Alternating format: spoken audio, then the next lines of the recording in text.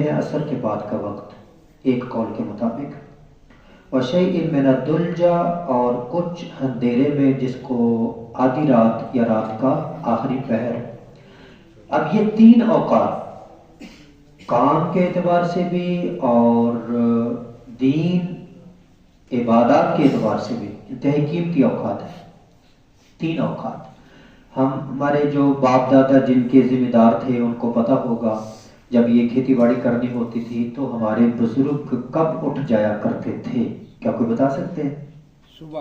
صبح کس ٹائم؟ تہجد کے بعد، فجر کے بعد، تہجد کے وقت، تہجد کے وقت ہو جائے۔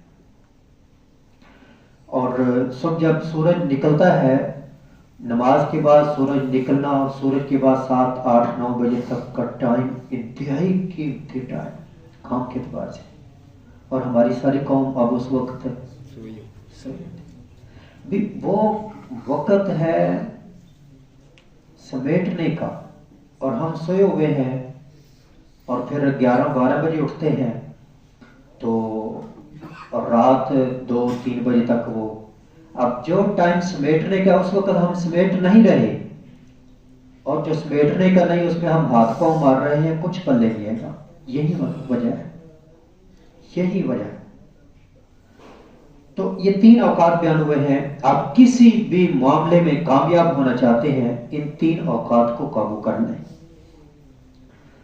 طلبہ سے سوال ہوا تھا کہ وَلَن يُشَادَّ یہ اصل میں کیا تھا؟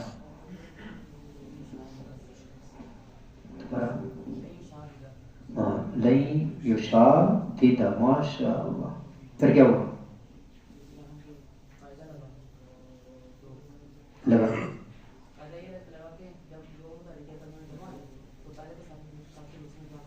ماشاء اللہ۔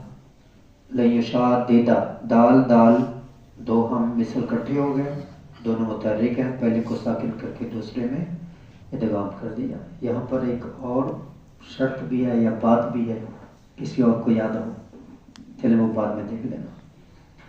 تو اللہ کریم سے دعا ہے کہ اللہ کریم ہمیں دین کو آسان سمجھنے اور اسی میں آسانیاں جو ہیں ان کو پانے اور سمیٹنے کی توفیق عطا فرمائے، اور اس میں جو تین اوقات بیان ہوئے ہیں ان اوقات سے بھرپور فائدہ اٹھانے کی توفیق عطا فرمائے۔ وَمَا عَلَيَّ إِلَّا الْبَلَاغُ الْمُبِينُ۔